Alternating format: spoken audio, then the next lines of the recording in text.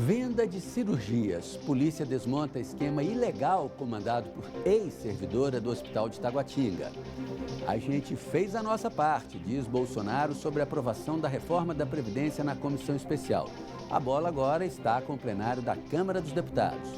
Mortes no trânsito. Mais de 40% dos casos envolvem pedestres. Um número que fez o GDF retomar obras de passarelas inacabadas. Olá, boa tarde para você. Eu sou o Sérgio Amaral e começa agora o Band Cidade, primeira edição.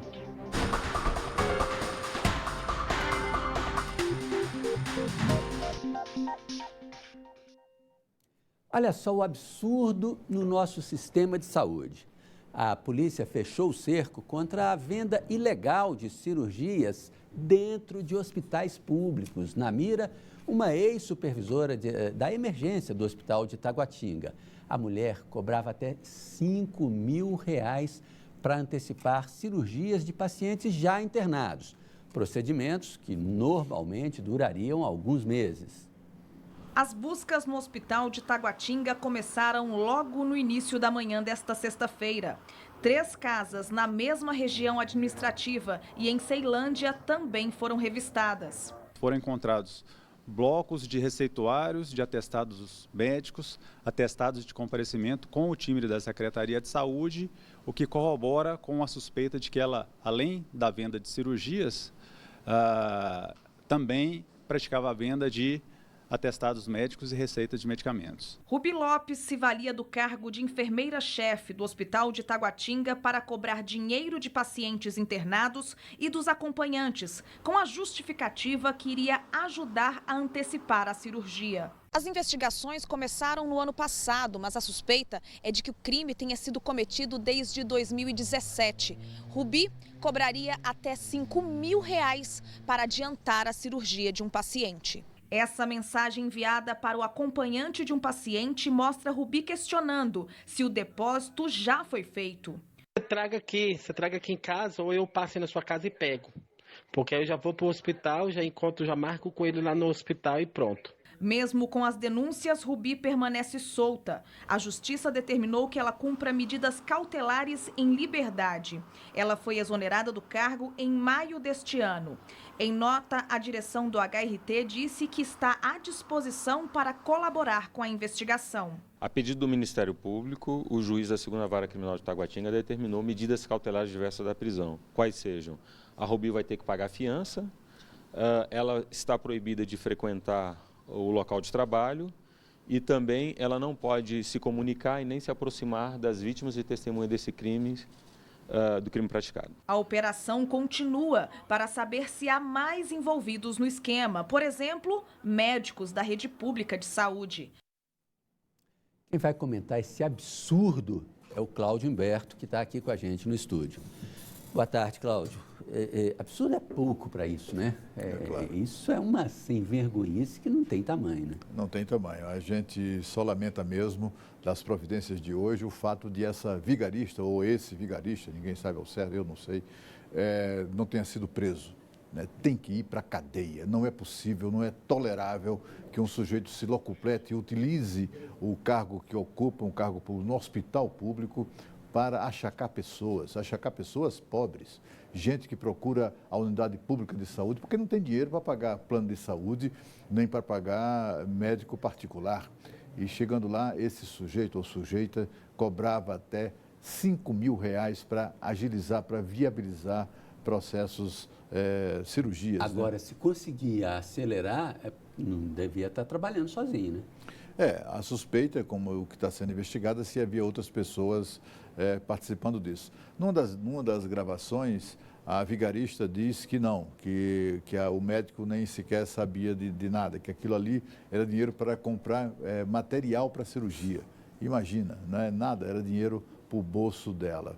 Eu não entendo os critérios da justiça para manter essa ou esse vigarista fora da cadeia. No convívio social é que não pode continuar, nem muito menos no exercício de cargo público. É preciso também cobrar a responsabilidade da deputada Thelma Rufino, deputada distrital. Foi ela quem indicou esse ou essa vigarista para tomar conta dessa área do Hospital Regional de Taguatinga. Polícia Federal prendeu uma jovem de 21 anos no aeroporto de Brasília, transportando 2 quilos de cocaína. A droga estava distribuída em vários pacotes presos ao corpo. Ela vinha de Rio Branco, no Acre, e iria para Fortaleza. E também na noite de ontem, outra mulher foi presa em um ônibus com 1,5 kg de cocaína. O ônibus com destino a Barreiras foi parado na BR-060 no Gama. A cocaína estava na mochila da mulher no bagageiro. A polícia conseguiu localizar a droga com a ajuda de cães farejadores. A mulher admitiu que estava levando a droga para a Bahia a pedido do companheiro que estava preso. Ela foi presa e vai responder por tráfico de drogas. Previdência. O projeto da reforma foi aprovado na comissão especial em uma sessão que durou 16 horas e entrou mais uma vez pela madrugada adentro, né? A oposição perdeu em todos os destaques e quem saiu ganhando foi o agronegócio. Quem explica tudo em detalhes é a Renata Dourado. Boa tarde, Renata. Oi, Sérgio. Muito boa tarde para você, para todos que estão aí nos acompanhando. Pois é, os ruralistas conseguiram, a bancada ruralista, a gente sabe que é uma bancada bastante forte lá no Congresso, que reflete também um setor que é muito importante e muito forte, né? Então, eles conseguiram a volta da isenção tributária com relação aos produtos agrícolas que são exportados. Então, eles já tinham essa isenção e aí conseguiram aí esse retorno. O governo... Ô Neto, rapidão, vou só pedir para o Neto tirar aqui, que está me atrapalhando um pouco, desculpa. Então é o seguinte, o governo esperava com isso arrecadar algo em torno de 80 bilhões de reais ao longo de 10 anos. Não vai arrecadar, portanto, volta aí com o fim dessa isenção. Como você bem disse, foram 16 horas de sessão, terminou por volta de 2 horas da manhã.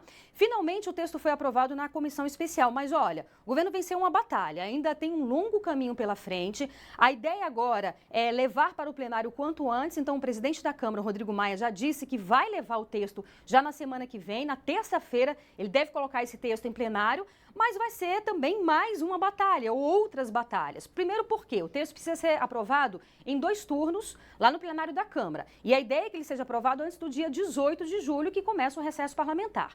E além disso, precisa do apoio de pelo menos 308 deputados. O governo já disse que já tem votos suficientes também para aprovar esse texto no plenário. Mas a gente lembra que o texto ainda pode passar por alterações e por modificações. Então hoje, em uma cerimônia que participou, o presidente Bolsonaro disse que o governo fez a parte dele, que realmente já conseguiu, que a bola agora está no Congresso e que ajustes deverão ser feitos no Congresso. Ele disse também que o governo não é infalível, dando a entender aí que o texto não foi o ideal, que o governo poderia ter enviado algumas modificações com relação, inclusive, aos policiais, né? Que a gente sabe que eles ficaram muito insatisfeitos com esse texto que foi aprovado. E aí agora ele disse que o governo não é infalível e a bola está agora no Congresso Nacional, especificamente na Câmara dos Deputados. Lembrando que após a aprovação na Câmara, o texto segue para análise dos senadores, passando primeiro pela CCJ, Comissão de Constituição e Justiça, e depois para plenário, também para aprovação em 2 turnos lá no Senado. Sérgio. Obrigado, Renata.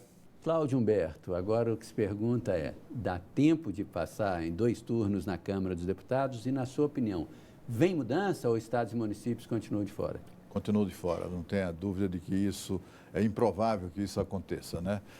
O fato é que o governo teve uma grande vitória, cá para nós, 36-13, foi uma vitória até humilhante para a oposição, que teve uma quantidade de votos assim... 25%. 25% do total, né? Foi muito pouco mesmo. Mas para o plenário da Câmara, a expectativa também é de vitória. Se você somar os partidos que ontem orientaram o voto contra a reforma e somar os votos dos partidos que orientaram o voto a favor da reforma, estes favoráveis representam mais de 370 deputados. O deputado Arthur Lira, que é o líder do Partido Progressista e também ele é um dos líderes do Centrão, e é dessas pessoas que mandam nas vontades da Câmara, né? Ele nos disse em entrevista à Rádio Bandeirantes de São Paulo, durante o nosso programa lá, Bastidores do Poder, ele nos disse que 2 coisas importantes. A primeira é que ele acha que só será votada em primeiro turno este ano, este semestre, que é antes do recesso, só em primeiro turno, porque eles querem manter sempre aberta, primeiro atormentar a vida do governo, né, e depois tentar manter sempre aberta a possibilidade de fazer o governo sentar e negociar o que eles mais querem, que são cargos, emendas e etc. Mas ele disse também, com relação a estados e municípios, que, se for incluído estados e municípios no projeto, o governo vai ser derrotado, né? Ele disse, por exemplo, só no meu partido, ele disse, né, que é o Partido Progressista, dos 40 integrantes, 37 ou 38 tendem a votar favoravelmente à reforma da Previdência. Se incluir estados e municípios, ele disse que ele já fez as contas, o PP terá 14 votos a menos em favor da reforma. Então, não vai entrar. Definitivamente está excluído, os estados terão que fazer, estados e municípios terão que fazer a sua própria reforma da Previdência, se tiverem interesse. Veja a seguir, o Ministério Público e Polícia Civil fazem operação na Câmara Legislativa numa investigação de fraude de ponto do deputado Robério Negreiros. O Band Cidade volta daqui a pouco. No meio do caminho tinha uma pedra. A célebre poesia de Carlos Drummond de Andrade ganhou uma paródia real, infelizmente. Sabe qual? No meio do caminho tinha um poste. Moradores de Taguatinga e Ceilândia reclamam dos postes de energia no meio da pista, no meio da rua, é isso mesmo. Há relatos até de acidentes de trânsito. A comunidade luta há anos para que essa situação seja resolvida. Nossa equipe foi lá conferir. Dionísio vive em Samambaia há mais de 15 anos. Ele mora em frente a esse poste na quadra 403 da parte norte da cidade e reclama dos transtornos que a instalação causa. Várias vezes já aconteceu acidente aqui, aconteceu esse acidente de moto aqui, com a moça e um rapaz. Aí veio esse daqui da esquina aqui, ó, bateu um carro no fundo dele aqui, que foi uma maior confusão. Meus bichinhos, gatinho, cachorro, tudo já morreu acidentado aí. A falta de planejamento na instalação de postes em Samambaia causa insatisfação na população local. Os transtornos causam acidente, né? E fica ruim também pra gente transitar, né? Que fica no meio da pista, né? E aí em frente é um colégio, né? Tem sempre movimento. De frente ao colégio, né? E várias residências aqui próximo também. Há casos em que a estrutura está instalada de forma irregular há mais de 10 anos. É o que garante o Paulo, que faz parte da Associação de Moradores de Samambaia. Colocaram muito no começo da cidade, né, que não tinha ainda o projeto urbanístico. E agora, quando a rua passa a ser urbanizada, os postes ficar no meio da via. Esse aqui, especificamente na 405, ele já foi abarroado, foi detonado e fincaram no mesmo local, né? Podia ter afastado já para a área verde, né? Mas não, está aqui no meio da via, né? Quando é de segunda-feira, vira uma lixeira. Aí o pessoal fica colocando lixo ao redor do poste, porque o poste, né? Sem sentido, aí ocasiona tudo. Em Taguatinga, a situação também é complicada. Esse poste fica no meio da pista que dá acesso à BR-070. O fluxo de carros é intenso diariamente e o risco de acidentes real. A população já pediu várias vezes a retirada destes postes, mas as solicitações não foram atendidas. As administrações regionais aqui de Taguatinga e também de Samambaia dizem que não há verba no orçamento para a retirada dessas estruturas. Já a SEB argumenta que instala os postes de acordo com o projeto urbanístico do local. Humberto, se a gente não visse a imagem, a gente ia achar que era piada, né? Não, eu não sei, eu sei que não é piada, porque também aqui no plano piloto há vários casos muito parecidos, né? Ali na 709, 710, esses dias eu fui ali num restaurante, Asa Gaúcha, e para ter acesso, você sai da W3, sai da W3 e depois pega a primeira direita. Quando a gente entra, tem um poste no meio do caminho, um poste, mas bem no meio do caminho, você percebe que não é ausência do Estado. Toda aquela área foi recentemente pavimentada, mas os caras da Nova Cap, nem para pegar o telefone e ligar para a SEB, o pessoal da SEB, vem aqui tirar esse pó. O fato é que eu aproveitei uma conversa, uma entrevista com o governador Ibanez e falei desse assunto. Tratei desse assunto também na Rádio Band News FM, e ele ligou imediatamente para o presidente da SEB e mandou que ele resolvesse esse problema. E eu disse a ele, ó, não é só esse caso não, há diversos casos em todo o Distrito Federal, casos absurdos como esse de Samambaia, aqui, né? E é intolerável que isso aconteça. A SEB dizer que o poste está ali porque é o que estava no projeto original, vai lamer sabão, né, o pessoal da SEB. O fato é que o poste está no meio da rua, portanto houve um erro. Não se sabe de quem, mas o poste é da SEB e a obrigação dela é resolver esse problema.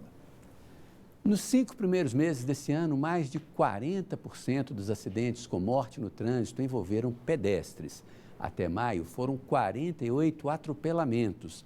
Na tentativa de diminuir esses números, o governo do Distrito Federal retomou parte das obras de passarelas inacabadas. Todas as manhãs, Dona Conceição perde um tempão tentando atravessar a pista da estrutural. Eu não dou conta, não. Tem que correr, né? Aí tem que correr, mas só que quem pode correr, né? Gente nova, por exemplo. Mas uma pessoa como eu tem que ter ajuda, né? Perigoso, e eu vou lhe dizer, é o pior lance de pular isso aqui para poder a vida da pessoa ser a morte escrito, porque os motoristas, muitos não estão nem ligando. Eu até pensei em atravessar as pistas para mostrar a dificuldade dos pedestres que precisam passar para o outro lado. Mas eu estou há tanto tempo tentando e estou achando tão perigoso que eu confesso que desisti. Mas seu José não tem essa opção de desistir. Ele precisa chegar à parada para pegar o ônibus até o trabalho. É um crime passar aqui, é um crime. Se ele quiser atravessar com segurança, precisa caminhar muito, até a passarela mais próxima que fica na altura da cidade estrutural. Mas em 60 dias, este transtorno deve acabar. Pelo menos é o que promete o Departamento de Estradas de Rodagem, o DR. As obras nas 2 passarelas inacabadas da estrutural, que ficam nos quilômetros 8 e 10, devem ficar prontas até setembro. A construção deste acesso nas passagens de pedestres vai custar R$ 461 mil. Nós temos um outro contrato, que aí é um contrato de manutenção de 56 passarelas localizadas no Distrito Federal. Esse contrato de manutenção é de 1 ano. Nós já fizemos reparos em algumas passarelas, aqui eu posso citar lá na EPNB, né, em frente ao Núcleo Bandeirante. Estamos fazendo lá agora a pintura. Também fizemos reparos em 2 passarelas na Candangolândia, na Épia, também na Octagonal, na EPIG, e nas passarelas, todas as passarelas da EPTG. Ao todo, quase R$ 4,5 milhões vão ser gastos nestas reformas, em serviços de pintura, restauração de piso, rampas e alambrados. Esta passarela na Estrada Parque Núcleo Bandeirante está na lista das que deveriam estar em obras. Mas na manhã desta sexta-feira, ninguém foi visto trabalhando no local. Em nota, o DR informou que na EPNB a equipe está fazendo a lavagem da estrutura da passarela. Os trabalhos começaram às 10 da manhã e vão até 4 da tarde. Diz também que onde não há risco para os pedestres, a passagem não está bloqueada. O deputado distrital Robério Negreiros, do PSD, foi alvo de uma operação do Ministério Público por suspeita de fraude na folha de ponto da Câmara Legislativa. A assinatura do deputado aparece na folha de ponto enquanto ele viajava pelos Estados Unidos. Negreiros nega qualquer irregularidade. A gente volta a falar ao vivo com Renata Dourado. Que história, hein, Renata? Terrível, né, Sérgio? Quando a gente pensa que já viu de tudo, sempre vem, né? Mas é claro que tudo está sendo investigado. A polícia, o Ministério Público fizeram buscas ontem lá na Câmara Legislativa, ficaram lá cerca de 6 horas, foram até o gabinete do deputado, apreenderam documentos, computadores. Então, há suspeita de que ele tenha fraudado aí algo em torno de 50 folhas de ponto. Exatamente isso como você explicou, ou seja, ele teria marcado uma presença sem estar presente, né? Estava ausente das sessões, mas estava lá como se ele estivesse participando das sessões. E aí tem as redes sociais, que a gente sabe que não perdoa ninguém, então tem fotos dele em redes sociais, em outras cidades do Brasil e até mesmo fora do país, nos Estados Unidos. Então tem lá ele fazendo as postagens fora e tendo a sessão e o nome dele como se ele estivesse na sessão. A polícia também foi até a sala de um funcionário da Câmara Legislativa que é responsável por esse registro dessas presenças. Então tudo agora, obviamente, está sendo investigado. E aí o deputado soltou uma nota, afirmou ter a certeza de que ele vai sair fortalecido no final desse processo, quando a verdade, segundo ele, será restabelecida, entre aspas, ele diz que os covardes, denuncistas e mentirosos serão desmascarados. A Câmara Legislativa também emitiu uma nota dizendo que está colaborando com essas investigações, prestando aí todas as informações necessárias. Só que a gente lembra que um processo de quebra de decoro parlamentar chegou a ser aberto contra um deputado, mas foi arquivado pela mesa diretora no dia 18 de junho. Mas é claro que isso é paralelo com relação às investigações que estão sendo feitas, estão sendo realizadas pela polícia e também pelo Ministério Público. Sérgio. Obrigado, Renata. Cláudio Humberto, antes mesmo dessa nota, o deputado havia admitido o erro, embora dissesse que não houve má fé. Mas a coisa pode ir longe, né? Ele falou que ele botou a culpa num tal de fluxo.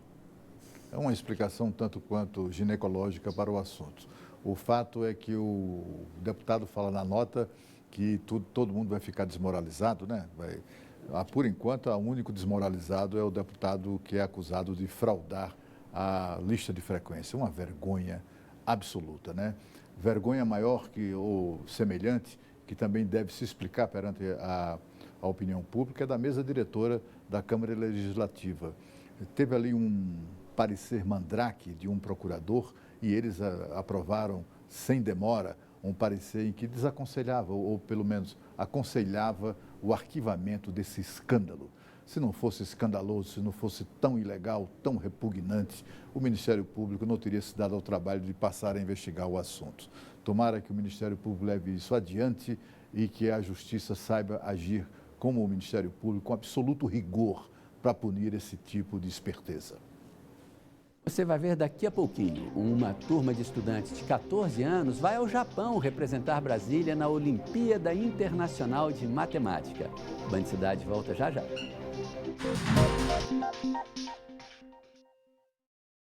Renata Dourado, mais uma vez, agora com um recadinho especial para você. Se liga nessa dica, é sucesso que fala, né? Ou é futuro que fala? Já percebeu que as redes sociais têm uma linguagem própria? Pois é, o mundo muda e se a gente não evoluir junto, fica para trás. Por isso, o Uniceplac, que era Faciplac e evoluiu para Centro Universitário com nota máxima no MEC, está com inscrições abertas para 25 cursos como Medicina Veterinária, Odontologia, Direito, Engenharia Civil, Arquitetura e Urbanismo e muitos outros. O Uniceplac tem uma das estruturas mais tops do Centro-Oeste, com 53 laboratórios, equipamentos de última geração e seus professores são altamente qualificados e em constante aprimoramento. Ingresse pelo vestibular agendado ou com sua nota do Enem. O importante é se atualizar, como o Uniceplac, que tem mais de 32 anos de tradição e está em constante evolução.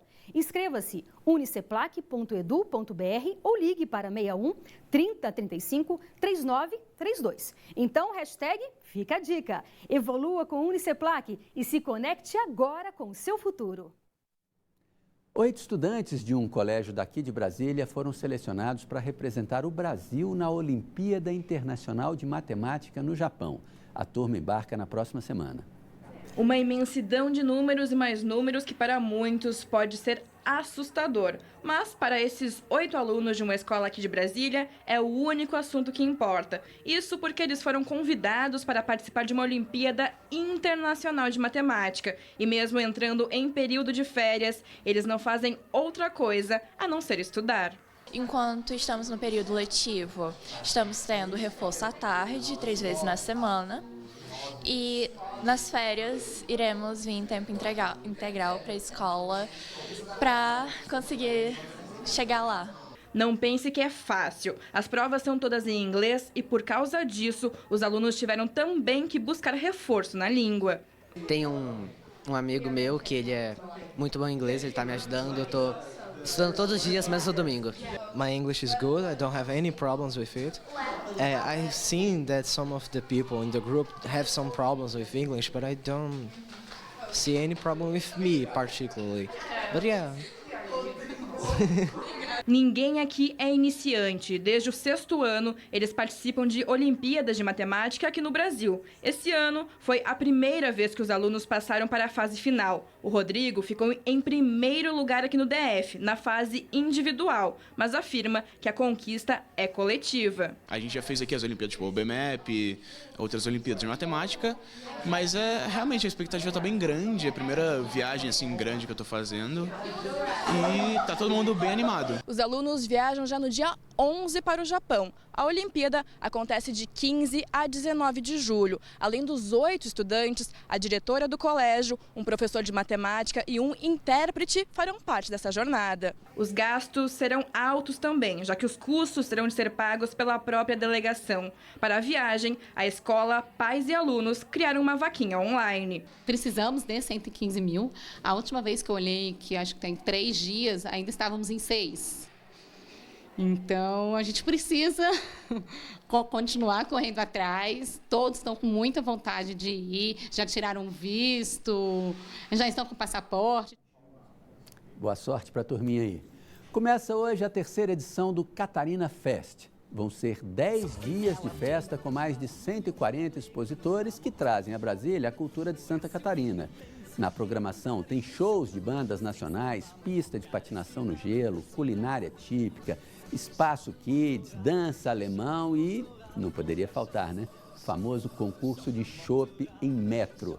Vai ser tudo lá no pavilhão do Parque da Cidade até o dia 14. Para os corajosos, a edição desse ano ainda tem um bungee jump de 60 metros de altura. É corajosos ou com parafuso a menos, sei lá, né? E o melhor, os 200 primeiros visitantes vão ser recebidos com um copo de chopp bem geladinho. A programação completa você encontra no site catarinafest.com.